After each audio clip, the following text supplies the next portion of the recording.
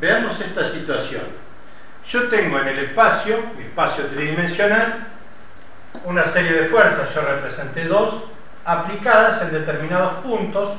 Esas fuerzas se pueden desplazar a lo largo de su recta de acción y quiero calcular el momento resultante de todas estas fuerzas respecto al origen. Eso es relativamente sencillo, porque yo sé que el momento respecto del origen es la sumatoria de los momentos respecto del origen de cada fuerza. O sea, los productos vectoriales de los vectores posición por las fuerzas. Lo voy a plantear como matrices para estas dos, pero pueden hacerlo un poco más extenso. Y vamos a llegar a un vector, ojo, esto es un vector, no es un valor, que va a surgir de esto. I, J, K, vector posición 1 en X, vector posición 1 en Y, vector posición 1 en Z, las tres componentes de este vector por la fuerza 1 en X, fuerza 1 en Y, fuerza 1 en Z, las tres componentes de este vector, más la matriz correspondiente IJK al otro producto vectorial. Componente de posición 2 respecto de X, componente de posición 2 respecto de Y y componente de posición 2 respecto de Z. Componente en X de la fuerza 2, componente en Y de la fuerza 2 y componente en Z de la fuerza 2. Si tienen más fuerzas, siguen con la sumatoria.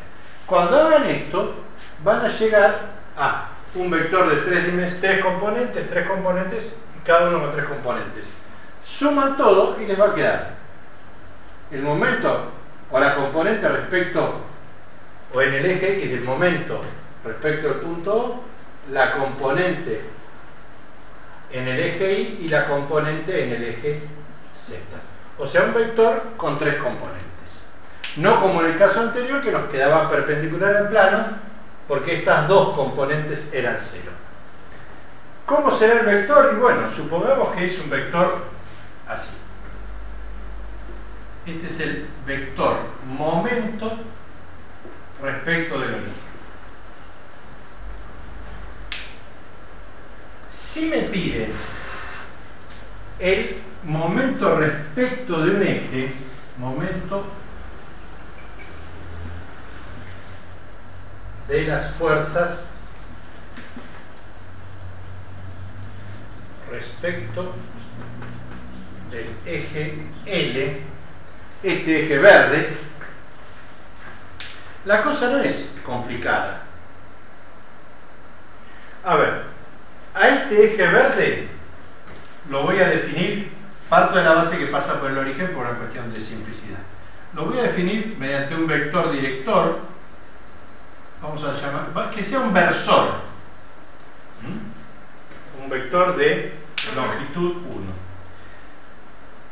El momento de la fuerza respecto de este eje va a ser la proyección de este vector sobre este eje.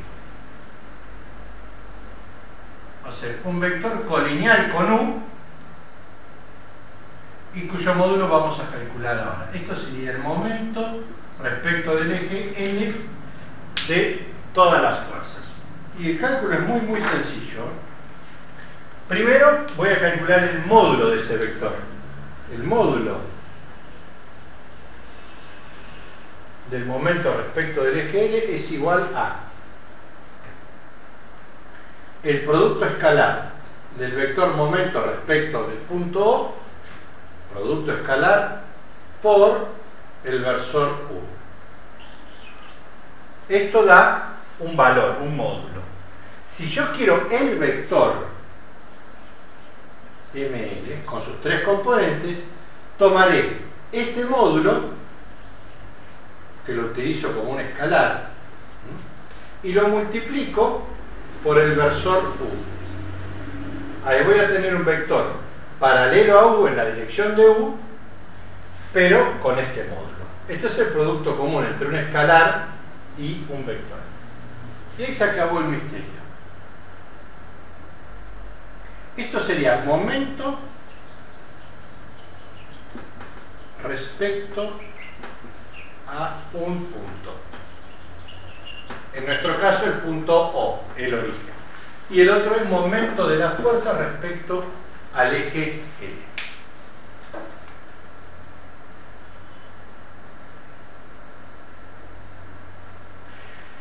Para entender esto, tenés que manejarte muy bien con los conceptos de producto vectorial, producto escalar, versores, proyecciones y demás. Si apenas te manejás con el producto escalar y ya el producto vectorial te marea, bueno, tenés que tener un poquito más de training en esos temas para entender rápidamente esto. Nosotros vamos a usar esto en un par de ejercicios que vamos a hacer después de una guía de física de la UTN.